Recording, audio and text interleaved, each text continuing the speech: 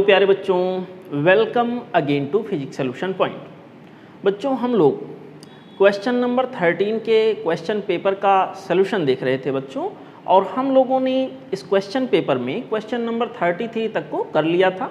आज उसके आगे के क्वेश्चन को हम लोग देखेंगे।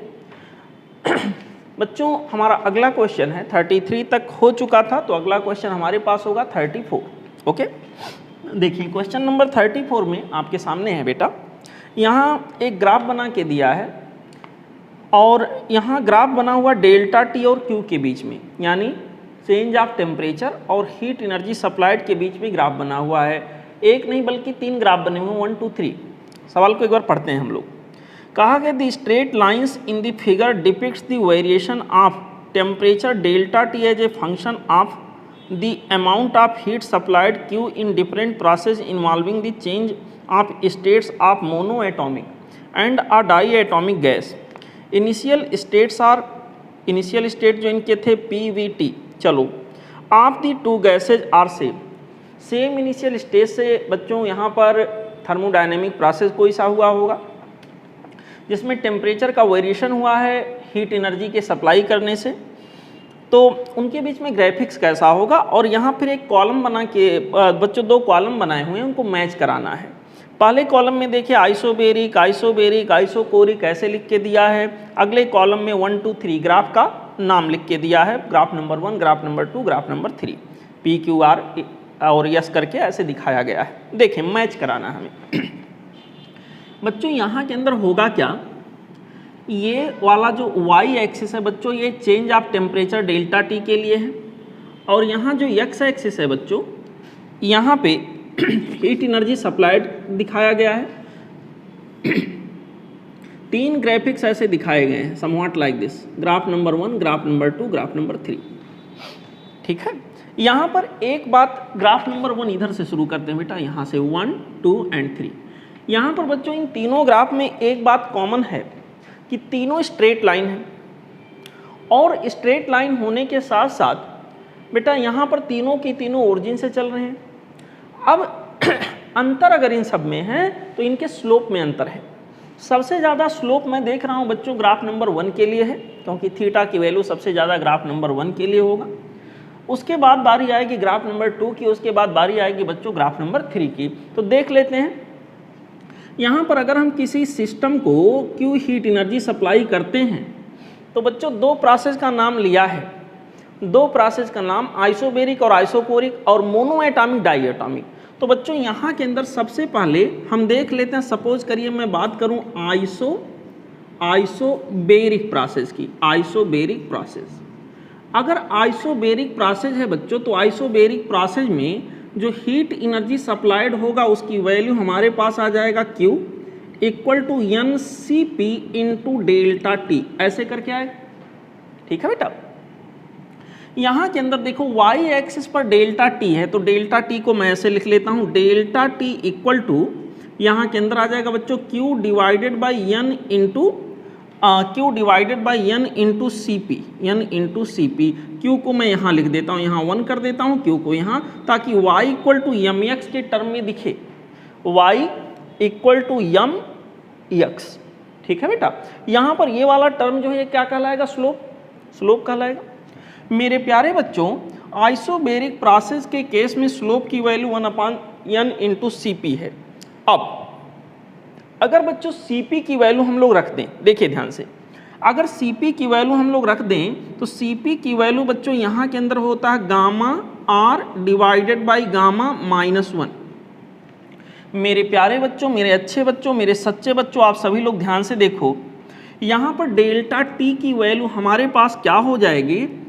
अब हम एक एक की बात करेंगे, पहले तो फिलहाल जनरल इक्वेशन बना लेते हैं। CP के जगह पर बच्चों इतना वैल्यू उठा के रख देते हैं, तो CP के जगह होगा gamma R divided by gamma -1।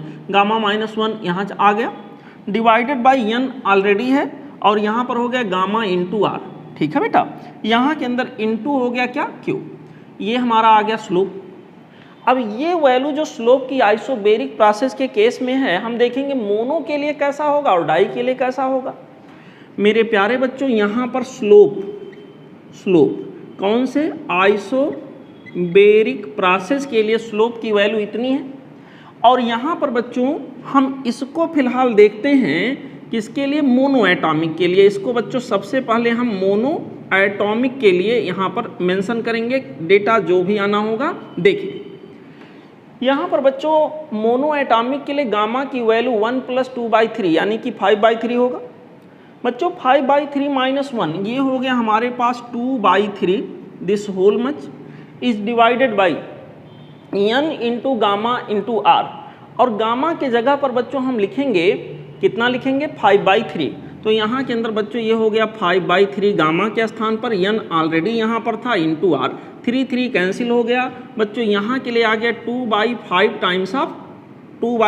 Times of n into R, ऐसे हो गया बच्चों। ये हो गया स्लोप की वैल्यू आइसोबेरिक के लिए, और आइसोबेरिक में स्पेशली मोनो एटॉमिक के लिए। सिमिलरली बच्चों स्लोप की वैल्यू हम निकालें आइसोबेरिक केस में ही, किसके लिए, यहाँ पर बच्चों आइसोबेरिक के लिए ही देखेंगे, लेकिन इस बार हम डाई एटॉमिक का केस देखेंगे। डाई एटॉमिक मेरे प्यारे बच्चों ये आ जाएगा डाई एटॉमिक के लिए गामा की वैल्यू 7/5 होगा। 7/5 - 1, 7/5 - 1 ये बच्चों मेरे पास आ जाएगा 2/5 डिवाइडेड बाई n इंटू यहाँ पर लिखेंगे 7/5 इंटू यहाँ के अंदर हो गया r, ये बच्चों स्लोप हो गया। और इस तरह से इसको 5 कट करने के बाद हमें मिलेगा 2/7 times of n into r, ये बच्चों स्लोप की वैल्यू हो गई। आइसोबेरिक के केस में डाई एटॉमिक के लिए, आइसोबेरिक के केस में मोनो एटॉमिक के लिए ये स्लोप की वैल्यू हो गई। तो ऑब्वियसली यहाँ डाई एटॉमिक के लिए स्लोप कम आ रहा, मैं देख सकता हूँ कि डाई एटॉमिक के लिए बच्चों स्लोप की वैल्यू कम हो रही है। अच्छा, सिमिलर वाइज बच्चों हम लोग सॉल्व करेंगे आइसोकोरिक प्रोसेस के लिए। तो आइसोकोरिक प्रोसेस के लिए चलिए देख लेते हैं क्या क्या पॉसिबिलिटी यहाँ के अंदर बनेगी।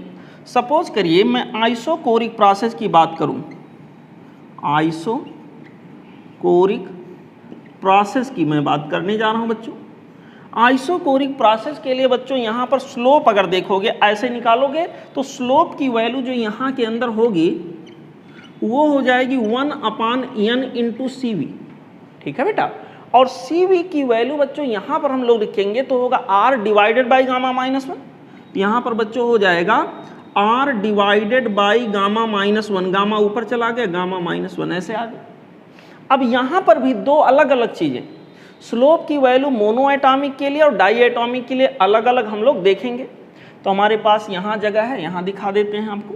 देखिए मेरे प्यारे बच्चों, स्लोप की वैल्यू हम एक एक करके आपको फिर से दिखाने जा रहे हैं। यहाँ स्लोप हम लोग देख लेते हैं सबसे पहले, किसके लिए बच्चों, स्लोप हम लोग देखेंगे आइसोकोरिक के लिए और मोनो एटॉमिक के लिए, ठीक है। मोनो एटॉमिक के लिए बेटा गामा की वैल्यू आपके पास होगी कितनी, 1 + 2/3, यानी कि बच्चों यहाँ 5/3 - 1, तो यहाँ के अंदर बच्चों 2/3, तो इसको सॉल्व करेंगे तो आएगा 2/3 times of n into r, ऐसे आ गया बच्चों। और यहाँ के अंदर इसी तरह से हम लोग निकालेंगे आइसोकोरिक के लिए स्लोप की वैल्यू बच्चों, आइसोकोरिक के लिए स्लोप फॉर आइसोकोरिक, और किसके लिए, डाई एटॉमिक के लिए, तो ये जो वैल्यू निकल के आएगी बेटा डाई एटॉमिक के लिए, गामा की वैल्यू होती 1 + 2/5, 1 + 2/5 - 1, तो 2/5 आ गया, तो आ जाएगा 2/5 times of n into r। तो देखें सब लोग पूरे, ये वाला एक रिजल्ट मुझे मिला स्लोप का, कहाँ गया, ये वाला मिला हुआ है, और एक रिजल्ट बच्चों स्लोप के लिए ये मिला है, और एक रिजल्ट बच्चों अभी हम लोग निकाले थे, एक रिजल्ट स्लोप के लिए अभी ये निकला है और एक ये निकला है। तो सबसे ज़्यादा स्लोप अगर कहीं पे है तो ये वाला है, ठीक है बच्चों, सबसे ज़्यादा स्लोप अगर कहीं पर है तो ये वाला है। तो यहाँ के अंदर बच्चों इसका मतलब ये जो हमारा ग्राफ नंबर 1 होगा ये आइसोकोरिक और मोनो एटॉमिक को रिप्रेजेंट करेगा, आइसोकोरिक प्लस मोनो एटॉमिक, यहाँ पर बच्चों ये ध्यान रखना है। और सबसे नीचे मतलब सबसे कम स्लोप, थीटा की वैल्यू सबसे कम किस में आएगी, स्लोप जिसमें कम होगा, और सबसे कम बच्चों ये आएगा, देखिए डिनोमिनेटर में 7 लिखा है, तो यहाँ पर ये होगा आइसोबेरिक डाई एटॉमिक, ये हो जाएगा बच्चों आइसोबेरिक प्लस डाई एटॉमिक, ठीक है, इसको ध्यान रखना है। और ये 2 नंबर जो है, अब देखें ये वाली जो वैल्यू है isochoric diatomic, isochoric diatomic के लिए स्लोप, और बच्चों आइसोबेरिक मोनो एटॉमिक के लिए स्लोप की वैल्यू सेम है, जो कि बीच में है यहाँ के अंदर बच्चों। तो ये हमारे पास दोनों के लिए ही होगा, किसके लिए, यहाँ के अंदर बच्चों एक तो होगा किसके लिए आइसोबेरिक मोनो, आइसोबेरिक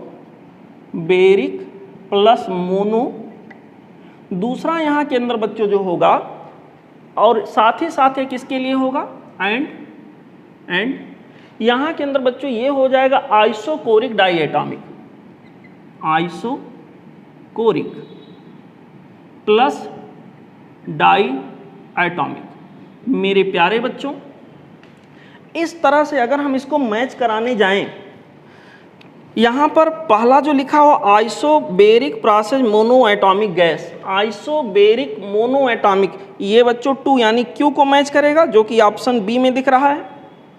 और दूसरे कॉलम, पहले कॉलम के दूसरे नंबर पे दिया गया, सेकंड पे isobaric process diatomic, isobaric process diatomic, isobaric and diatomic ये वाला है बच्चों जो सबसे नीचे आएगा। इसका मतलब 3 का मतलब R से मैच करेगा, यानी second will match from R। इसके अलावा बच्चों हमको जो दिया गया है अगला वाला स्टेप, थर्ड वाला P से, यहाँ B ऑप्शन में बच्चों सब कुछ मैच कर रहा है, ठीक है। थर्ड वाला Q से, थर्ड वाला P से बच्चों रिजेंबल कर रहा है, P मतलब ग्राफ नंबर 1 से। थर्ड में क्या है, isochoric process mono atomic, isochoric mono atomic first से। और बच्चों यहाँ पर फोर्थ वाला जो दिया गया isochoric process diatomic, isochoric process diatomic, ये Q से रिजेंबल कर रहा है, मतलब 2 से, बिल्कुल आइसोकोरिक डाई एटॉमिक। तो बच्चों सब मिला जुला के यहाँ जो परफेक्ट आंसर होगा पूरा सॉल्व करने के बाद वो होगा ऑप्शन बी। यहाँ के लिए जो हम लोग सिलेक्ट करेंगे बच्चों वो हमारा हो जाएगा ऑप्शन बी। ओके, ठीक है बच्चों, चलते हैं अगले है क्वेश्चन नंबर 35।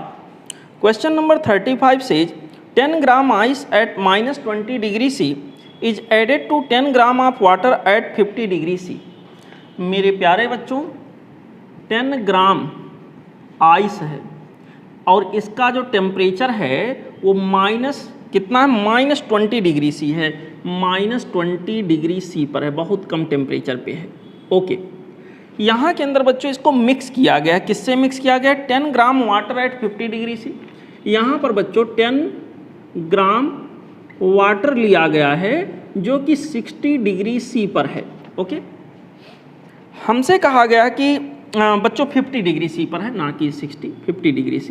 बच्चों हमसे कहा गया है कि सर आप ये बताइए, स्पेसिफिक हीट वाटर का दिया है, स्पेसिफिक हीट आइस का दिया, लैटेंट हीट दिया है, रिजल्टिंग टेम्परेचर यहाँ के अंदर क्या होगा। पहली बात बस इतना सोचो कि अगर इस बर्फ को बच्चों पूरा का पूरा पिघलाना हो, पूरे के पूरे बर्फ को पिघलाना हो, मेल्ट कराना हो, तो कितने हीट एनर्जी की आवश्यकता होगी, वो हीट एनर्जी यही देगा। तो देखते हैं क्या ये उतनी हीट एनर्जी ये दे पाएगा। फिलहाल इसको अगर 0 डिग्री C तक ले जाना हो, 0 डिग्री C तक ले जाना हो, तो बच्चों पहले तो 0 डिग्री C तक ये अपने आप को आइस में कन्वर्ट करेगा, जो आइस -20 पर है वो 0 डिग्री पर आएगा, देन वो 0 डिग्री से फिर 0 डिग्री C तक वाटर में जाएगा। तो यहाँ पर बच्चों ये अगर 0 डिग्री C से -20 डिग्री C ऑफ आइस, ये 0 डिग्री C ऑफ वाटर में जाए, मतलब जस्ट मेल्ट करना हो इतने पूरे को, तो कितने हीट एनर्जी की आवश्यकता होगी उसको अगर मैं यहाँ निकालूँ तो Q की वैल्यू बच्चों हमारे पास हो जाएगी mS into delta theta. m 10 ग्राम है, S की वैल्यू आइस के लिए 0.5 कैलोरी पर ग्राम पर degree C into delta theta, -20 से 0 -20, तो यहाँ के अंदर बच्चों आ जाएगा फिलहाल 20 डिग्री C, ठीक है, प्लस ऑफ mL 10 इंटू 80। मेरे प्यारे बच्चों यहाँ पर हमारे पास ये सॉल्व करोगे कितना आ गया, कितना आ गया, 100 आ गया, 100 प्लस 80, 100 प्लस कितना हो जाएगा 800, तो 800 900 कैलोरी हो गए, 900 कैलोरी हो गए। बच्चों यहाँ के अंदर ये हमारे पास 900 कैलोरी आ गया। आप देख सकते हैं इतने हीट एनर्जी की आवश्यकता होगी अगर इसको पूरा 0 डिग्री सी तक लाना हो तो। अब सवाल उठा क्या इतनी हीट एनर्जी, क्या बच्चों इतनी हीट एनर्जी ये सप्लाई कर पाएगा? ठीक है, इतनी हीट एनर्जी क्या ये सप्लाई कर पाएगा? सपोज करो ये अगर अपने आप को 0 डिग्री सी तक लाए, 0 डिग्री सी तक लाए, अगर जस्ट पिघलाएगा तो अपने आप को 0 डिग्री सी तक ला पाएगा। बच्चों 0 डिग्री सी तक ये आए तो ये कितनी हीट एनर्जी यहाँ के अंदर देगा? अगर ये ठंडा होगा, ठंडा होने का मतलब हीट एनर्जी देगा, वही हीट एनर्जी ये लेगा। तो यहाँ के अंदर इसको Q1 मान लेते हैं, इसको Q2। तो Q2 की जो वैल्यू यहाँ के अंदर होएगी वो बच्चों हो जाएगी हमारे पास कितनी, M S into delta theta, 10 into S की वैल्यू वाटर के लिए 1 into delta theta, delta theta का मतलब 50 माइनस 0। मेरे प्यारे बच्चों 500 जूल, 500 कैलोरी। यहाँ पर बच्चों ये अगर 0 डिग्री सी तक अपने आप को लेके आए तो 500 कैलोरी हीट एनर्जी ये सप्लाई कर पाएगा, जबकि इसको पिघलाने के लिए, इसको पूरा का पूरा मेल्ट कराने के लिए इतने हीट एनर्जी की आवश्यकता होगी। ठीक है बच्चों, जो कि ये दे नहीं पा रहा है। अगर ये पूरी हीट एनर्जी सप्लाई नहीं कर पा रहा है तो ये पूरे बर्फ को, इवन पूरे बर्फ को ये पिघला ही नहीं पाएगा। ठीक है बच्चों, यहाँ पर -20 डिग्री सी पर जो बर्फ था, जो आइस था, वो 0 डिग्री सी पर आइस में जाएगा तो इतनी हीट चाहिए होगी, इतनी। यहाँ पर बच्चों ये हमारे पास 100 जूल वो तो सप्लाई कर दिया, बाकी हीट एनर्जी जो और ये 100 प्लस 400 दे रहा है वो कुछ अमाउंट ऑफ आइस को पिघला पाएगा, कुछ बच्चों मेल्ट नहीं करा पाएगा। तो जब आइस मेल्ट ही नहीं करा पाएगा, यानी कि आइस जो -20 डिग्री सी पर था वो 0 तक तो पहुंच जाएगा, लेकिन पूरा का पूरा आइस पिघल ही नहीं पाएगा। तो ऑब्वियस सी बात है पूरे मिक्सचर का जो टेम्परेचर होगा तो 0 डिग्री सी पर ही बना रहेगा। ठीक है बच्चों, यहाँ पर पूरे मिक्सचर का जो टेम्परेचर होगा बेटा वो बर्फ के टेम्परेचर, बर्फ के आइस के फाइनल टेम्परेचर के सिमिलर हो जाएगा। यहाँ पर मिक्सचर का टेम्परेचर जो होगा वो 0 डिग्री सी ही बना रह जाएगा। ठीक है बच्चों, यही यहाँ के लिए बच्चों आंसर होगा। और ऑप्शन के पॉइंट ऑफ व्यू से अगर हम देखें तो करेक्ट चॉइस यहाँ के लिए होगा बच्चों ऑप्शन सी। ठीक है, करेक्ट चॉइस यहाँ के लिए जो हम लोग लेंगे वो हो जाएगा बच्चों ऑप्शन सी। ओके, चलते हैं अगले है question number 36। Question number 36 is a body cools from 91 degree C to 89 degree C in 5 minutes. कोई बॉडी है बच्चों वो कहाँ से कहाँ तक 91 डिग्री सी से कूल हो रहा है, कितने तक 89 डिग्री सी तक, और इसमें जो टाइम इसके द्वारा लिया गया है वो लिया गया कितना बच्चों 5 मिनट, 5 मिनट। ओके ओके, हमसे कहा गया है फिर when the room temperature is 20 degree C, बहुत अच्छी बात है, then it will cool from 71 degree C to 69 degree C. बच्चों अब उसी को कह रहा 71 डिग्री सी से अगर वो 69 डिग्री सी तक कूल हो तो यहाँ के अंदर हमसे पूछा गया इस प्रोसेस में कितना टाइम इसके द्वारा लिया जाएगा। तो ऑब्वियस सी बात है जो टाइम लिया जाएगा बच्चों 5 मिनट से ज़्यादा ही होगा, क्योंकि सेम टेम्परेचर का डिफरेंस यहाँ पर देखो, same amount of cooling, 2 degree C का चेंज यहाँ लाया गया है और 2 डिग्री सी का ही चेंज यहाँ भी लाना है। लेकिन क्योंकि एटमॉस्फेरिक टेम्परेचर की तुलना करें बच्चों एटमॉस्फेरिक टेम्परेचर से बॉडी के टेम्परेचर का, तो टेम्परेचर डिफरेंस घटता जा रहा है और इसलिए बच्चों यहाँ ज़्यादा टाइम लिया गया होगा, सेम अमाउंट ऑफ कूलिंग में ज़्यादा टाइम लिया गया होगा। तो यही हमको पता करना है कि यहाँ के अंदर टाइम की वैल्यू क्या होगी। देखो न्यूटन्स लॉ ऑफ कूलिंग यहाँ अप्लाई करेंगे बच्चों, हम कहेंगे रेट ऑफ कूलिंग यानी delta theta divided by rate of cooling, delta theta divided by delta T will be directly proportional to theta की average value minus of theta of the surrounding. ऐसे होता था जब बच्चों लगातार बॉडी का temperature बदलता रहता था तो बॉडी के टेम्परेचर की एवरेज वैल्यू हम लोग लिया करते थे। यहाँ पर जब इसको हम बदलते थे इक्वालिटी में तो एक कांस्टेंट कोई सा लगा देते थे, कांस्टेंट ऑफ प्रोपोर्शनलिटी। अब पहला जो सिचुएशन है उसको हम इसके अंदर रख रहे हैं। पहले सिचुएशन में जो टेम्परेचर का डिफरेंस लाना है 91 से 89 यानी 2 का डिफरेंस लाना है, डेल्टा थीटा की जगह 2 हो गया। जो टाइम टेकन है वो हमारे पास है 5 मिनट इक्वल टू के। थीटा की जो एवरेज वैल्यू हमारे पास है 91 प्लस 89 180/2। यहाँ के अंदर बच्चों हमारे पास हो जाएगा 91 plus 89 this whole much is divided by 2 minus of theta of surrounding का जो टेम्परेचर यहाँ के अंदर बच्चों है वो 20 डिग्री सी दिया हुआ है। एक बार चेक कर लेते हैं। यस 20 डिग्री सी गिवन है, यहाँ के अंदर हो गया 20। सॉल्व करेंगे ये बच्चों हमारे पास आ गया 2/5 इक्वल टू के 180 upon 2 that means 90 minus 20 that means यहाँ के अंदर हो गया 70। मेरे प्यारे बच्चों इस तरह से मैं क्या देख रहा हूँ, यहाँ के की वैल्यू जो हम लोगों के सामने आ गया वो हो गया हमारे पास 2/5 इंटू 1/70 ऐसे आ जाएगा। ठीक है बेटा, थोड़ा और सॉल्व करें या ऐसे रहने दो, ऐसे रहने देते हैं। सेकेंड सिचुएशन अगर हम यहाँ सॉल्व करें तो डेल्टा थीटा की जगह फिर से हमारे पास 2 आ गया। टी डेल्टा टी की जगह बच्चों सिंपली मैं टी लिख देता हूँ, निकालना है।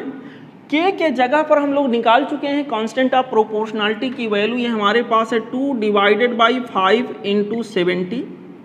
थीटा की एवरेज वैल्यू अब जो हमारे पास होगा 71 plus 69 divided by 2, 71 plus of 69 divided by 2 minus of theta of the surrounding जो कि 20 है। बच्चों इसको सॉल्व करके हम लोग आंसर निकालेंगे तो टी की वैल्यू अप्रॉक्सीमेट में 7 मिनट के लगभग बराबर आएगा। तो बच्चों यहाँ पर आप लोग ऑप्शन जो यहाँ सिलेक्ट करोगे ऑब्वियसली आप लोग किए होंगे वो होगा बच्चों ऑप्शन सी। ठीक है, यहाँ के अंदर करेक्ट चॉइस जो हम लोग लेंगे बच्चों वो हो जाएगा ऑप्शन सी। ठीक है, ओके बच्चों, चलते हैं अगले क्वेश्चन। ये है question number 37। Question number 37 says 3 liquids with masses m1, m2, m3 are thoroughly mixed. Okay. If their specific heats are s1, s2, s3 and their temperatures are θ1, θ2, θ3 respectively, then temperature of the mixture. बच्चों यहाँ 3 liquid हैं, एक का temperature θ1 है, अगले का temperature θ2 है, अगले का टेम्परेचर θ3 है। यहाँ पर पहले का मास m1 है, अगले का मास m2 है, अगले का मास m3 है। बच्चों यहाँ पर specific heat S1, S2, S3 ऐसे रखे गए हैं। कहा गया इन तीनों को मिक्स कर दिया गया, मिला दिया गया। ये 3 लिक्विड लिए गए, liquid number 1, liquid number 2, liquid number 3, तीनों को मिक्स करके एक ही जगह थ्रोली मिक्सड कर दिया गया, एक मिक्सचर बना। यहाँ पर मिक्सचर का जो टेम्परेचर होगा थीटा ऑफ द मिक्सचर, यहाँ के अंदर क्या होगा ये हमसे पूछा गया है।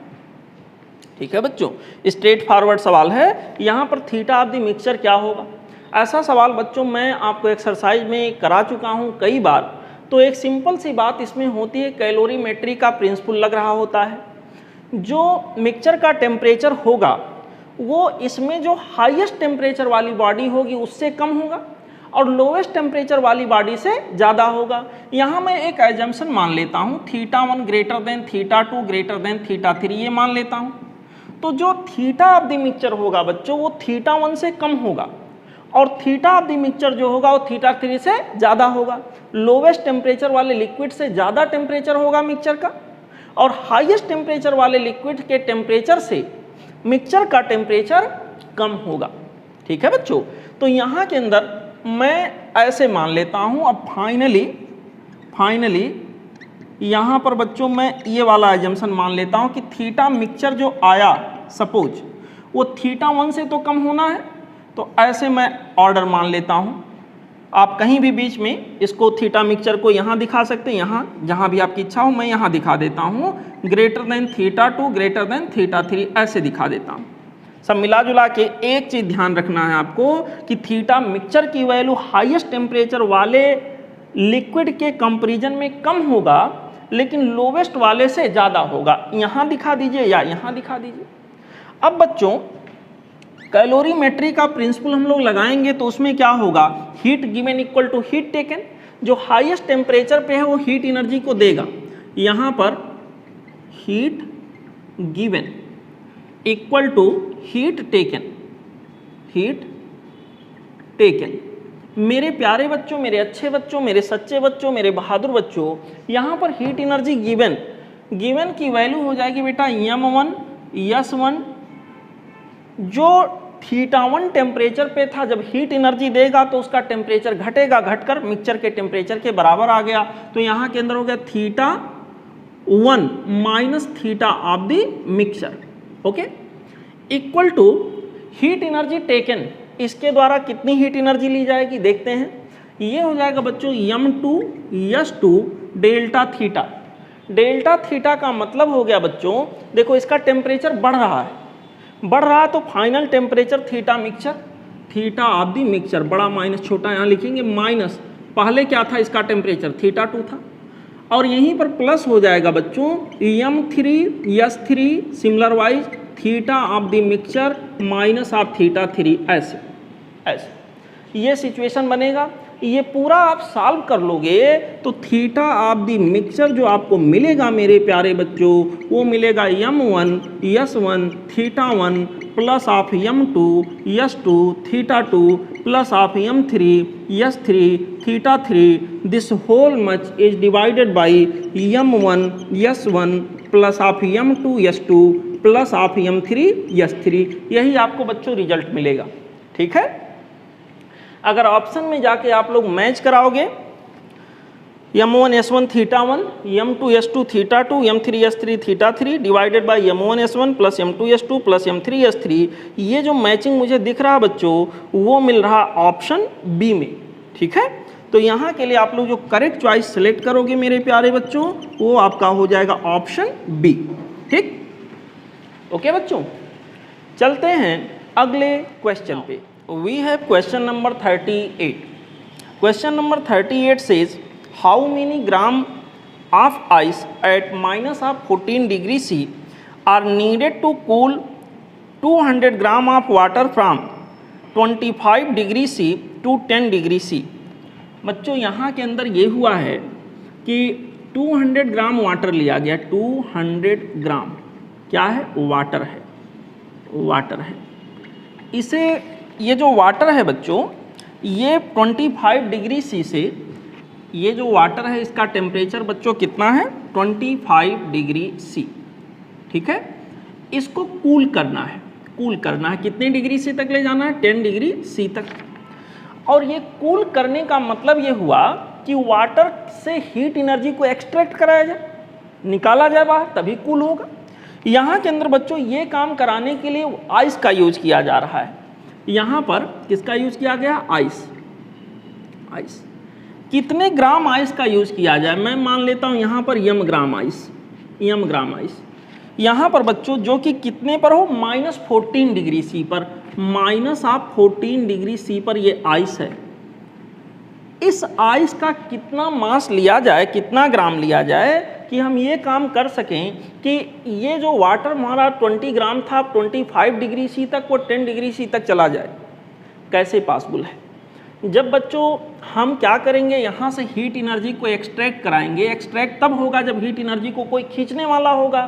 तो यहाँ से जो हीट एनर्जी हम निकाल रहे हैं, बाहर निकाल रहे हैं, ये हीट एनर्जी इसको सप्लाई कर दें, ठीक है बच्चों, ये हीट एनर्जी इसको सप्लाई कर दें। तो जब ये हीट एनर्जी इसको सप्लाई होगा तो पहले जो आइस हमारा -40 डिग्री सी पर है वो 0 डिग्री सी पर आएगा, फिर वो पिघलना शुरू होगा, ठीक है बच्चों, फिर वो पिघलना शुरू होगा, मेल्ट करना शुरू होगा, एंड देन क्या होगा, फाइनल टेम्परेचर 10 डिग्री सी पर है। तो जो वाटर बन चुका आइस है वो भी 10 डिग्री सी पर आएगा, ठीक है। तो यहाँ यही कॉन्सेप्ट लगना है कि heat given equal to heat taken, heat या उल्टा करके लिख सकते हैं heat taken by ice equal to heat given by water, जो ऑलरेडी यहाँ के अंदर वाटर था। यहाँ पर आइस के द्वारा कितनी हीट एनर्जी दी जाएगी, पहले तो जब आइस के द्वारा कितनी हीट एनर्जी ली जाएगी, यहाँ पर बच्चों पहले तो जो आइस m ग्राम का है वो -14 से 0 तक जाएगा। तो m यस आइस के लिए स्पेसिफिक हीट बच्चों 0.5 into delta theta. Delta theta का मतलब हो गया बच्चों 0 माइनस माइनस ऑफ 14, ऐसे होगा। अब ये आइस 0 डिग्री सी पर पहुंच चुका, लेकिन अभी आइस है। अब वो आइस वाटर बनाएगा अपने आप को, तो यहाँ के अंदर हो जाएगा m इंटू एल के जगह पर हो गया 80। अब वाटर बन चुका है, लेकिन अभी जो वाटर बना वो 0 डिग्री सी पर है, वो कहाँ तक आएगा 10 डिग्री सी तक। यहाँ के अंदर बच्चों ये हमारे पास हो जाएगा m इंटू, अब तो वाटर बन चुका ना आइस, तो m इंटू यस वाटर के लिए स्पेसिफिक हीट 1, यहाँ इंटू डेल्टा थीटा करेंगे बच्चों, तो यहाँ के अंदर आ जाएगा 10 माइनस ऑफ 0।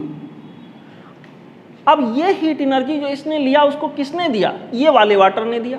तो यहाँ पर बच्चों यही इक्वल टू हो जाएगा 20, दैट मीन्स m, यस का मतलब 1 इंटू डेल्टा थीटा, यहाँ के अंदर हो जाएगा 25 माइनस आप क्या हो जाएगा 10, 25 माइनस आप 10। बच्चों सॉल्व कर लेना है, m इंटू 0.5 इंटू 14, तो यहाँ के अंदर बच्चों इसको हम सॉल्व करेंगे, आ जाएगा 7 टाइम्स ऑफ m, ऐसे आ गया। यहाँ पर हो गया 80m और यहाँ पर हो गया 10m, यहाँ पर ये दोनों मिलाकर बच्चों हो गया कितना 90m हो गया।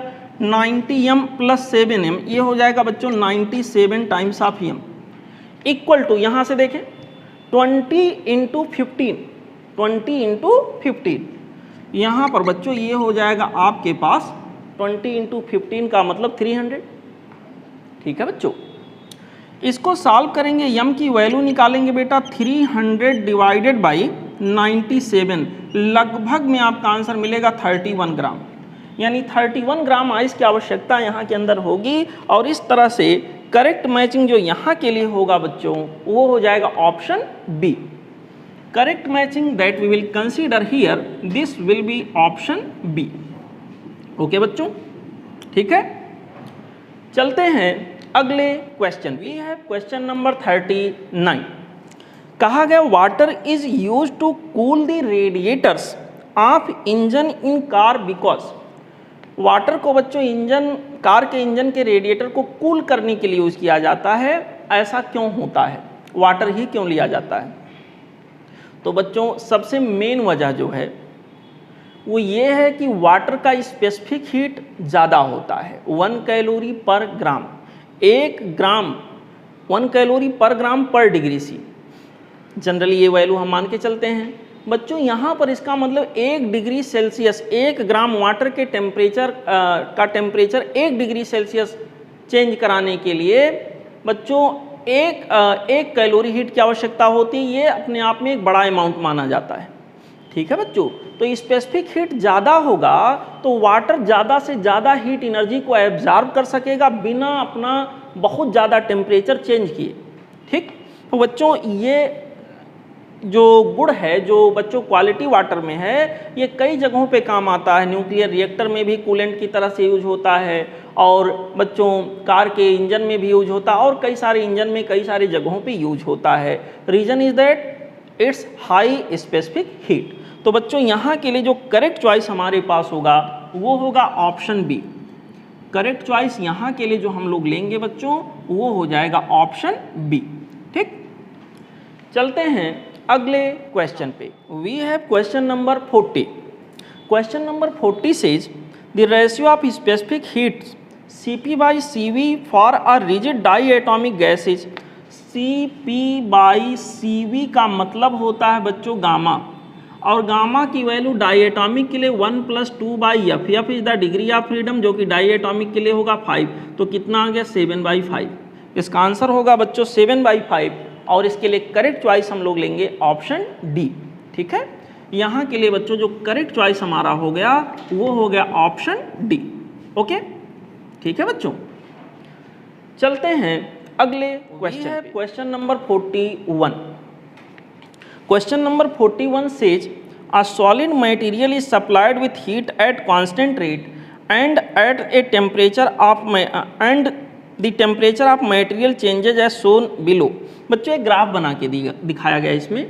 यहाँ पर y एक्सिस पर टेम्परेचर शो किया गया है, टेम्परेचर, और x एक्सिस पर यहाँ हीट सप्लाइड को शो किया गया है। ग्राफ ऐसे बनाया गया है, पहले ऐसे चला है, फिर ऐसे फ्लैट चला है, फिर ऐसे चला है, फिर ऐसे चला है। बच्चों यहाँ पर इस तरह से ग्राफ को दिखाते हुए, थोड़ा और मैं इसको सही से बना दूं, यहाँ पर बच्चों पहले इस पॉइंट को कुछ भी नाम नहीं दिया गया, यहाँ पर नाम दिया गया ये से बी तक बच्चों स्ट्रेट चला हुआ है ऐसे, देन यहाँ बी के बाद फिर ये ऑब्लिक्यूली ऐसे स्ट्रेट लाइन लेता हुआ आगे जा रहा है, फिर बच्चों पॉइंट सी पर पहुँचे हैं, पॉइंट बी यहाँ था, सी पर पहुँचे हैं, उसके बाद फिर फ्लैट चला हुआ है ऐसे, यहाँ पॉइंट डी आया होगा कहीं, और फिर ये ऐसे आगे बढ़ा है, this is point E, point ई। बच्चों हमको यहाँ एक और जानकारी दी गई, यहीं पर लिखा हुआ C D equal to 2 times of A B. इस क्वेश्चन में हमसे पूछा गया लास्ट में कि सर आप ये बताइए ग्राफ से क्या कंक्लूजन ड्रा होता है, और 4 ऑप्शंस दिए गए हैं। बच्चों यहाँ पर कोई बॉडी पहले सॉलिड रही होगी, और सॉलिड को जब हमने हीट दिया होगा तो उसका टेम्परेचर बढ़ने लगा होगा, टेम्परेचर बढ़ते बढ़ते बढ़ते बढ़ते जब वो अपने मेल्टिंग पॉइंट पर आया होगा, मेल्टिंग पॉइंट मतलब ये वाले टेम्परेचर पे जब आया होगा तो मेल्ट करना शुरू किया होगा। ठीक है, अभी फिलहाल जब मेल्ट करने की तैयारी कर रहा होगा तो सॉलिड लिक्विड में चेंज होने की कोशिश करेगा, सॉलिड बच्चों लिक्विड में चेंज होने की कोशिश करेगा। तो यहाँ पॉइंट ए से बी तक का जो ग्राफ है ये दिखा रहा है कि यहाँ जो सॉलिड है ये बच्चों बिना टेम्परेचर चेंज किए ये लिक्विड स्टेट में जा रहा है। ठीक है बच्चों, टेम्परेचर कांस्टेंट रखते हुए लिक्विड स्टेट में जा रहा है। यहाँ पर बच्चों फिर बी से सी का स्टेज अगर देखें, यहाँ पर अब ये लिक्विड बन चुका है और लिक्विड का टेम्परेचर बढ़ रहा है। ठीक है बच्चों, लिक्विड का टेम्परेचर राइज कर रहा है। बी से सी तक के ग्राफ में अगर देखें तो अब ये लिक्विड हो चुका है, और लिक्विड का जो टेम्परेचर है बच्चों क्या हो रहा है, बढ़ रहा है। ठीक है, और फिर अगर हम आगे बढ़ें सी से डी तक का पार्ट देखें तो यहाँ पर बच्चों ये लिक्विड का टेम्परेचर बढ़ते बढ़ते पॉइंट सी पर वो अपने बॉइलिंग पॉइंट पर पहुँच गया है। अब वो बॉयल करने लगेगा, किसमें कन्वर्ट होने लगेगा, स्टीम में। तो सी से डी तक के प्रोसेस में यहाँ पर बच्चों हम ये कहेंगे कि जो लिक्विड स्टेट है वो वेपर स्टेट में यहाँ के अंदर बच्चों ये कन्वर्ट होने की कोशिश कर रहा है। इस तरह से यहाँ कन्वर्जन हो रहा है। ठीक है, यहाँ ए से बी तक में देखो बच्चों बिना टेम्परेचर चेंज हुए यहाँ हीट एनर्जी कुछ सप्लाई हुई, इतनी हीट एनर्जी सप्लाई हुई ए बी के बराबर। और यहाँ के अंदर बच्चों सी से डी तक में जब ये वेपोराइज हो रहा है तो बिना टेम्परेचर चेंज हुए व्हाटएवर जो भी टेम्परेचर था बॉइलिंग पॉइंट वाला वो अपना बना हुआ है, उसी टेम्परेचर पर बच्चों ये कन्वर्जन हो रहा है। तो यहाँ पर जब लिक्विड गैसियस स्टेट में वेपर फेज में जा रहा है बच्चों, तो आप देख रहे हो कि यहाँ पर CD के बराबर हीट एनर्जी की आवश्यकता हुई है, यानी ये लेटेंट हीट के बराबर हो गया।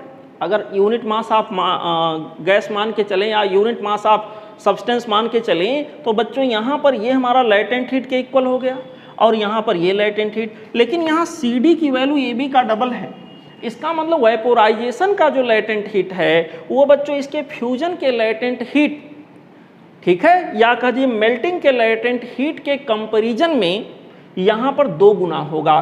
तो ऑप्शन में देखते हैं, पहला कह रहा है A B and C D of graph represent the phase change. A B phase change दिखा रहा है, सी डी फेज चेंज दिखा रहा है। यहाँ बच्चों हमको गलत वाला खोजना है कि क्या गलत है, फॉल्स कंक्लूजन। तो पहला तो सही बोल रहा है, A B represent the change of state from solid to liquid. ये भी कह रहा सॉलिड से लिक्विड का कन्वर्जन दिखा रहा, बिल्कुल सही है। सी ऑप्शन में कहा गया है latent heat of fusion is twice that of the latent heat of vaporisation. Latent heat fusion का जो है लेटेंट हीट ऑफ वेपोराइजेशन का डबल है, नहीं उल्टा बोल दिया। ठीक है बेटा, यहाँ उल्टा जो बोलना चाहिए था उसका जस्ट रिवर्स बोल रहा है, यानी यही गलत हो गया। C D represent the change of state from liquid to vapour, बिल्कुल लिक्विड से वेपर मैंने दिखाया है। तो बच्चों यहाँ के लिए गलत स्टेटमेंट कौन सा है, वो होगा ऑप्शन सी। यहाँ के लिए जो हम लोग सिलेक्ट करेंगे बच्चों वो हमारा हो जाएगा ऑप्शन सी। ठीक है, ओके बच्चों, चलते हैं अगले क्वेश्चन नंबर 42। देखें बच्चों, कहा गया heat capacity of a substance is infinite. It means heat capacity का मतलब कोई पर्टिकुलर एक मास ले लीजिए, एक बच्चों अमाउंट ऑफ सब्सटेंस लीजिए, उस पर्टिकुलर अमाउंट ऑफ सब्सटेंस के टेम्परेचर को 1 डिग्री सेल्सियस बढ़ाने के लिए जितने हीट की आवश्यकता हो उसी को हीट कैपेसिटी बोलेंगे। हीट कैपेसिटी इनफाइनाइट होने का मतलब क्या हो गया कि एक कोई मटेरियल ले लीजिए, कोई सब्सटेंस लीजिए, उसके टेम्परेचर में 1 डिग्री सेल्सियस का चेंज लाने के लिए इनफाइनाइट हीट की आवश्यकता हो, जो कि पॉसिबल नहीं होगा। इसका मतलब अगर ऐसा स्टेटमेंट बोला गया कि किसी चीज़ का स्पेसिफिक हीट या हीट कैपेसिटी इनफाइनाइट है, तो चाहे जितना हीट एनर्जी उसको हम दे डालें बच्चों, इनफाइनाइट तो दे नहीं पाएंगे, वो तो बस एक कहने के लिए है। बच्चों यहाँ कितना भी हीट उसको हम दे डालेंगे उसके टेम्परेचर में कोई परिवर्तन नहीं होगा, कोई चेंज नहीं आएगा। तो ऑप्शन के पॉइंट ऑफ व्यू से अगर हम देखें तो बच्चों यहाँ के लिए करेक्ट चॉइस हमारा बनेगा option C, no change in temperature whatever heat is taken और गिवन आउट। यही ऑप्शन यहाँ के लिए करेक्ट होगा। तो बच्चों करेक्ट चॉइस यहाँ के लिए हमारे पास आ गया ऑप्शन सी। ठीक है, ओके बच्चों, चलते हैं अगले question number 43। Question number 43 says a steel ball of mass 0.1 kg falls freely from a height of 10 meter and bounces to a height of 5.4 meter above the ground। बच्चों मान लो ये ground है, कोई स्टील का बॉल ऐसे कहीं से गिरा, ऐसे आ रहा है बच्चों, ऐसे ज़मीन पे आके टकराया, फिर ये बाउंस बैक हुआ और ये कितने हाइट तक जा पाया। यहाँ पर बच्चों कोई पर्टिकुलर हाइट तक जा रहा है, यहाँ फाइनल वेलोसिटी इसकी 0 हो गई होगी। ऐसे बच्चों जिस हाइट से आया था वो हाइट हमको दिया गया कितना, 10 मीटर। 10 मीटर की हाइट से बाउंस बच्चों ये डाउनवर्ड आया था और कितने हाइट तक ये जा पाया है, यहाँ पर 5.4 मीटर तक ये जा पाया है, 5.4 मीटर तक ये जा पाया है। तो बच्चों अभी जब ये चलना शुरू किया था तो उसके पास जो टोटल मैकेनिकल एनर्जी था, शुरुआत में टोटल मैकेनिकल एनर्जी इनिशियली जो उसके पास था, देखो जब ये बॉडी अपने हाईएस्ट पोजीशन पे है तो ये रेस्ट में रहा होगा, मान के चलेंगे, कुछ दिया नहीं। तो यहाँ के अंदर इसकी एनर्जी जो रही होगी प्योरली पोटेंशियल एनर्जी रही होगी mgh। यहाँ के अंदर बच्चों mgh, m का मतलब 0.1, g का मतलब 10 और h का मतलब 10, ऐसे हो गए बच्चों। इसका मतलब ये मेरे पास आ गया 10 जूल, इतनी हीट एनर्जी इसके पास रही होगी। और फाइनली जब इस पॉइंट पर आके ये पहुंचा यहाँ पर, तो बच्चों total mechanical energy final situation में अगर हम चेक करें तो हमारे पास हो जाएगा, फिर से mgh वाला इक्वेशन लगेगा, mgh वाला इक्वेशन लगा, हम h1 h2 कर लेते हैं, नहीं तो आप कंफ्यूज ना हो जाओ ऐसे। ठीक है, this is h1, this is h2। बच्चों यहाँ के अंदर mg 0.1, g के जगह 10 और h के जगह पर बच्चों h2 मीन्स यहाँ के अंदर हो गया 5.4। ठीक है बच्चों, और इस तरह से इसको हम लोग सॉल्व करेंगे बेटा, तो ये आपका आ जाएगा 5.4 जूल। तो जो बॉल इतना मैकेनिकल एनर्जी रखता था उसके पास टोटल मैकेनिकल एनर्जी केवल इतना बचा, तो बाकी गया कहाँ। इस टकराव के दौरान बच्चों इतनी एनर्जी का इसका मतलब लॉस हुआ। तो लॉस ऑफ एनर्जी जो यहाँ के अंदर होगा, एनर्जी में होने वाला जो लॉस होगा बच्चों, यहाँ के अंदर उसकी वैल्यू आ जाएगी 10 माइनस ऑफ 5.4। दैट मीन्स यहाँ के अंदर बच्चों ये आ जाएगा 4.6 जूल, इतनी एनर्जी का लॉस हुआ। सवाल में आगे बोला गया है, if the dissipated energy in this process is absorbed by ball the rise of temperature of the ball. वो कह रहा आप ये एज्यूम कर लीजिए कि जितनी एनर्जी का डिसिपेशन हुआ मीन्स लॉस हुआ, वो एनर्जी बॉल ने एब्जॉर्ब कर रखा है, तो उस बॉल के टेम्परेचर में परिवर्तन कितना होगा। तो बच्चों देखो यहाँ के अंदर जो एनर्जी जिसको हम कहते हैं वही एज ए हीट एनर्जी यहाँ के अंदर बच्चों बॉल के अंदर चला गया, ये इक्वल टू हो जाएगा mS into delta theta ball के लिए।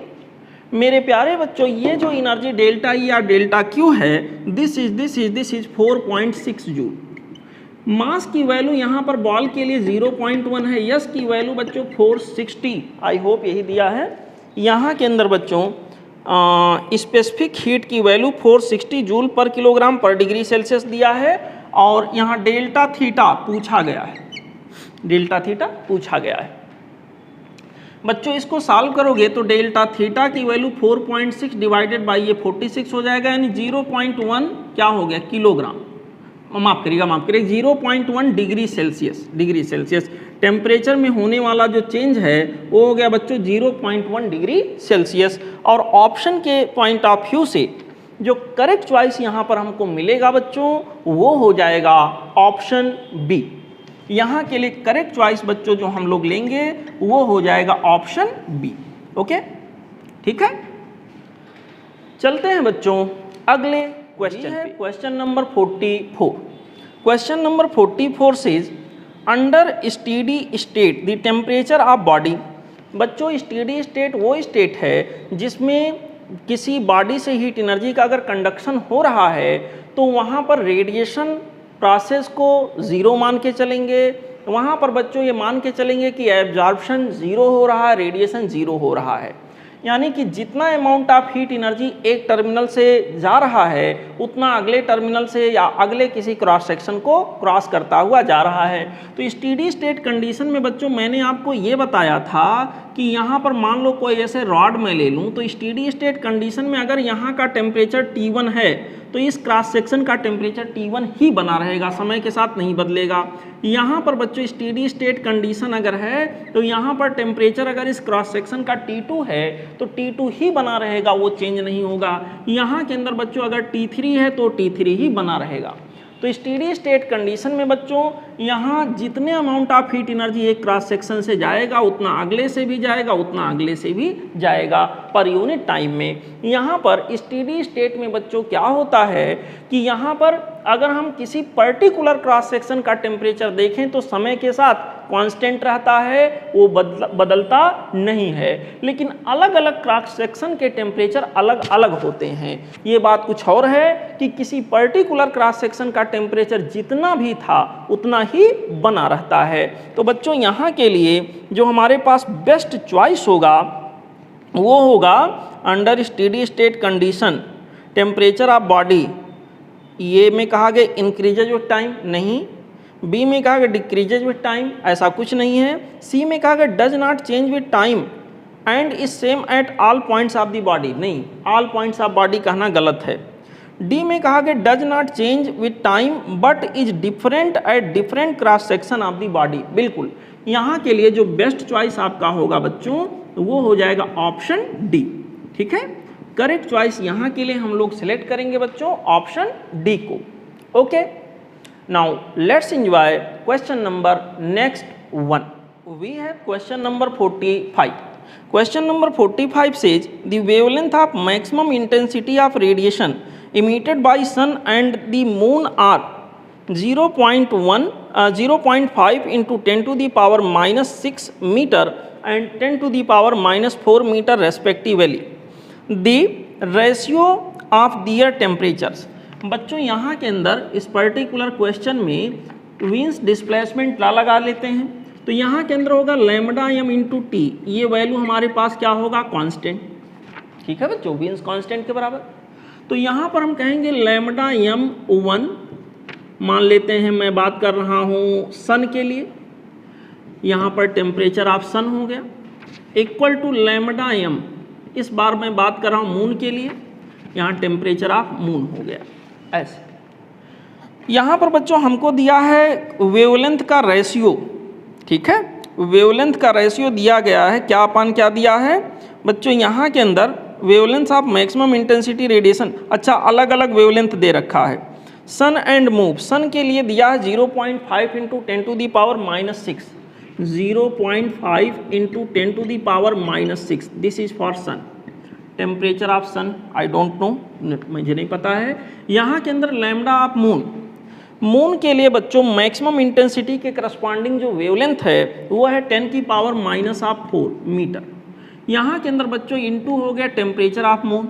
अब देखिए यहाँ पर इसको अगर हम सॉल्व करें तो बच्चों कहानी कुछ ऐसे होगी, मैं ऐसे कर लेता हूँ, temperature of sun divided by temperature of moon, this will be equal to 10 की power minus 4 divided by 0.5 into 10 की पावर माइनस 6। इसको बेटा ऊपर लेके जाएंगे तो यहाँ आ जाएगा 10 की पावर 6, 10 की पावर 6 माइनस 4, 10 की पावर 2, 10 की पावर 2 का मतलब 100, 100 डिवाइडेड बाई 0.5, 100 डिवाइडेड बाई 0.5, यानी कि बच्चों इसको हम सॉल्व करेंगे तो ये हमारे पास आ जाएगा 200। यही रेशियो हमसे पूछा गया था, सन का टेम्परेचर और मून का टेम्परेचर। पहला नाम उन्होंने सन का लिया, दूसरा मून का। ये रेशियो पूछा गया था और रेशियो आपके सामने है 200 आ गया। और इस तरह से बेटा यहाँ के लिए जो करेक्ट चॉइस हो गया वो हो गया ऑप्शन सी। यहाँ के लिए बच्चों हम लोग लेंगे करेक्ट चॉइस ऑप्शन सी को। ठीक है, ओके बच्चों, चलते हैं अगले क्वेश्चन पे। We have question number 46। Question number 46 is one feels hotter at the top of flame than at sides because.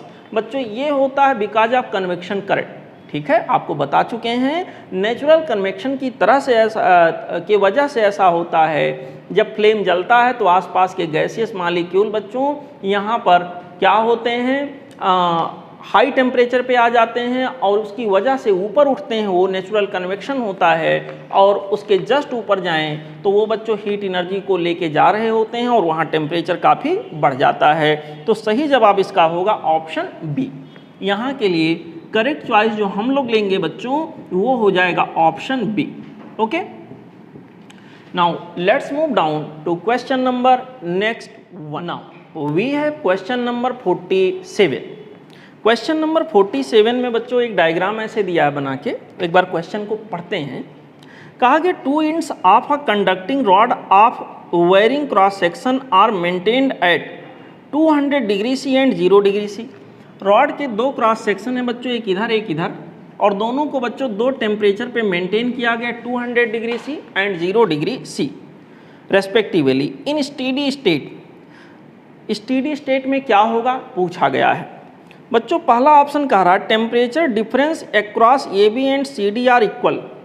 जो टेम्परेचर का डिफरेंस ए बी के क्रॉस है और जो सी डी के क्रॉस है वो कह रहा सेम है। यहाँ के अंदर बी में कहा गया टेम्परेचर डिफरेंस ए बी का ग्रेटर होगा सी डी से। देखते हैं, चेक करते हैं बच्चों। क्योंकि स्टेडी स्टेट में है इसलिए आई की वैल्यू, आई का मतलब rate of flow of heat energy, जिसको हीट करंट कहते हैं, वो सेम होगा हर क्रॉस सेक्शन से। बच्चों हीट करंट डेल्टा क्यू और डेल्टा टी जिसको लिखते हो वो आपका होता है, इसको आई से हम लिख देते हैं। यहाँ पर आता है के इंटू डेल्टा थीटा इंटू यहाँ के अंदर बच्चों क्रॉस सेक्शनल एरिया, और यहाँ पर आता है डेल्टा यल या डेल्टा एक्स, जो भी कह लीजिए। यहाँ के अंदर लेंथ की बात होती है, डेल्टा एक्स की बात कर लेते हैं ऐसे। ठीक है बच्चों, ऐसे करके कुछ आता है। यहाँ पर बच्चों इसको हम लोग बोलते थे टेम्परेचर ग्रेडियंट और ये क्रॉस सेक्शन होता था। अगर हम ए बी और सी डी की बात करें, इमेजिन करो ऐसे हमारे सामने हो, ए बी और सी डी की बात करें तो ए बी का क्रॉस सेक्शन जो होगा वो ज़्यादा रहेगा, देखिए क्रॉस सेक्शन कम होता गया है, और सी डी का क्रॉस सेक्शन जो हमें दिखेगा वो कम दिखेगा। यानी ए अलग अलग है दोनों के लिए। लेकिन एक्स की वैल्यू, ये जो थिकनेस है, ये बच्चों जो लेंथ है, यहाँ पर ये थिकनेस की वैल्यू सेम है, तो यहाँ के अंदर और आई की वैल्यू भी सेम है। तो देखिए यहाँ के अंदर बच्चों आपका क्या होगा, delta theta can be written here I into delta x, I into delta x divided by, यहाँ के अंदर हो जाएगा हमारे पास के इंटू ये, ऐसे के इंटू ये। मेरे प्यारे बच्चों, मेरे अच्छे बच्चों, मेरे सच्चे बच्चों, आई की वैल्यू सेम कांस्टेंट है पूरे रॉड के थ्रू, डेल्टा एक्स यहाँ के अंदर सेम है, के एक ही मटेरियल थ्रू आउट है, के की वैल्यू सेम है। तो यहाँ के अंदर बच्चों डेल्टा थीटा यानी टेम्परेचर का डिफरेंस इनवर्सली प्रोपोर्शनल टू होगा क्रॉस सेक्शनल एरिया। ठीक है बच्चों, एरिया ऑफ क्रॉस सेक्शन अगर ए बी के लिए देखें, ये वाले पार्ट के लिए देखें, तो एरिया ऑफ क्रॉस सेक्शन जो ये वाला हिस्सा है, इसके लिए बच्चों एरिया ऑफ क्रॉस सेक्शन की बात कर रहे हैं, ज़्यादा होगा as compared to area of cross section of C D. ये एरिया की बात कर रहे हैं, एरिया। ठीक है, जो एरिया का ऑर्डर होगा बच्चों, टेम्परेचर डिफरेंस का ऑर्डर उसका उल्टा होगा।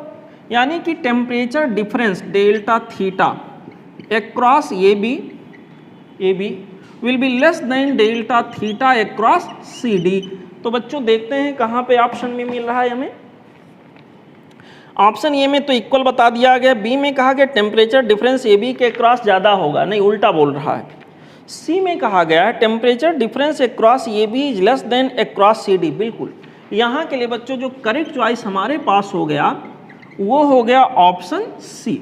ठीक है, option C will be the correct choice in this particular question. Now let's enjoy question number next. We have question number 48। Question number 48 says which of the following statement is true about the radiation emitted by human body। Human body से जो radiation emit होगा उसके लिए क्या बात सही है। पहला ऑप्शन कह रहा है the radiation is emitted only during the day। नहीं सर, रेडिएशन हमेशा इमिट होगा, ड्यूरिंग द डे या नाइट की बात यहाँ नहीं होगी। बी में कहा गया radiation emitted in the infrared reason, ये बात सही है। ठीक है बच्चों, इंफ्रारेड रीजन में ही ह्यूमन बॉडी से जनरली रेडिएशन इमिट होता है। सी में कहा गया radiation emitted lies in the ultraviolet region, नहीं सर, हम लोग अल्ट्रावायलेट रेज थोड़े ना इमिट करते हैं। यहाँ पर डी में कहा गया radiation is emitted during the summer, नहीं ये सब कहने की बातें हैं बच्चों। यहाँ के लिए जो करेक्ट चॉइस हो गया वो हो गया ऑप्शन बी। ठीक है, करेक्ट सिलेक्शन यहाँ के लिए बच्चों जो हमारे पास होगा वो सिंपल सी बात है, ऑप्शन बी होगा। मैंने बताया था कि जो रेडिएशन होता है उसको इंफ्रारेड रेडिएशन भी हम लोग बोल देते हैं। ठीक है बच्चों, चलते हैं अगले question. We have question number 49। Question number 49 says a piece of iron is heated in a flame. एक फ्लेम में आयरन का पीस बच्चों हीट किया जा रहा है। It first becomes dull red, then becomes reddish yellow and finally turns to white hot. Okay, कहा गया correct explanation for the above observation is possible by using. Correct explanation कहाँ से मिल रहा है ये हमसे पूछा गया है। तो बच्चों यहाँ के लिए कोई बॉडी पहले रेडिश हुआ, फिर येलोइश हुआ और फाइनली वो वाइट दिखने लगा। बच्चों मैंने बताया था इसका एक्सप्लेनेशन जो मुझे मिलता है वो वीन्स डिस्प्लेसमेंट लॉ से मिलता है। तो सीधी सी बात है, अगर आपको भूल गया हो, पूरा डिटेल जानना हो तो एक बार लेक्चर को फिर से वॉच करिएगा। बच्चों यहाँ के लिए जो करेक्ट चॉइस हम लोग लेंगे वो हमारा हो जाएगा option A.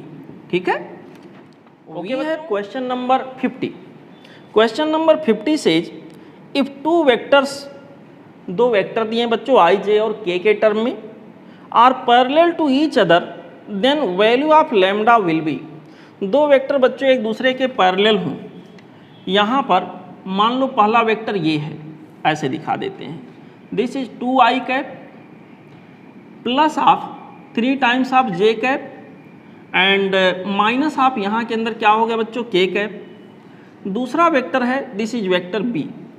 Vector B is given here 4 times of I cap plus 6 times of J cap and minus of lambda times of K cap. ऐसे बच्चों हमसे कहा गया है कि यहाँ अगर ये दोनों वेक्टर पैरेलल हों तो लैम्डा की वैल्यू क्या होगी।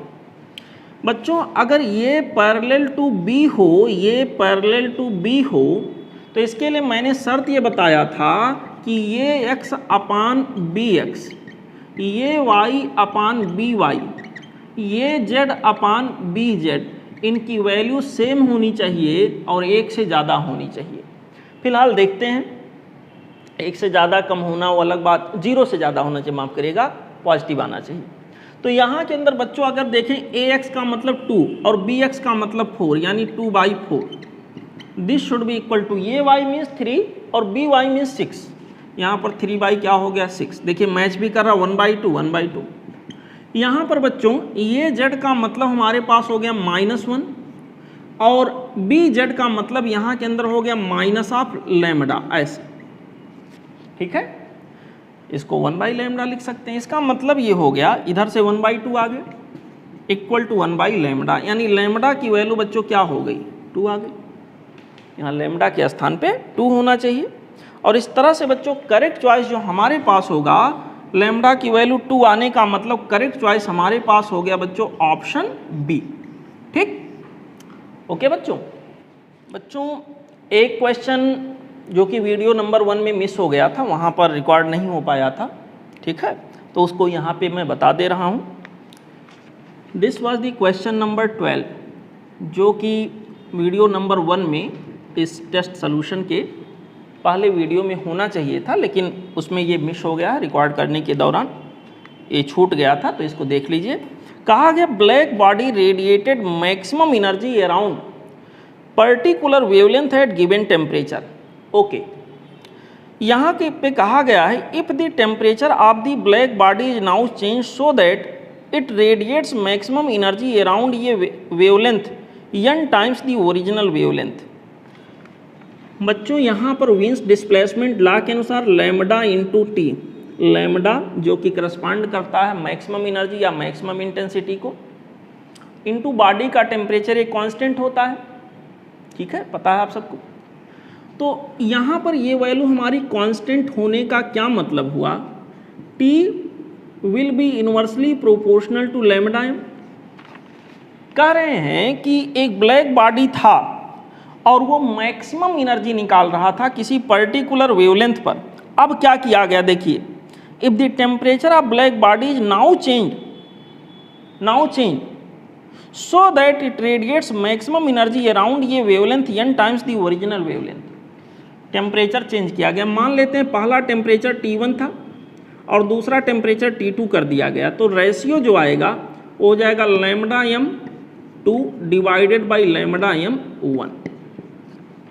क्वेश्चन के अकॉर्डिंग लैम्डा की वैल्यू n टाइम्स कर दी गई। अगर पहले लैम्डा m था तो अभी n इंटू क्या हो गया लैम्डा m, ऐसे हो गया। इसका मीनिंग ये हुआ बच्चों कि यहाँ के अंदर जो हमारे पास ये वैल्यू आ गई n/1 हो गया, यानी कि T2 की वैल्यू बच्चों मैं देखूं तो T1 बाई क्या हो जाएगा n, ये आ गया, टेम्परेचर घटाया गया होगा तभी लैम्डा बढ़ा होगा।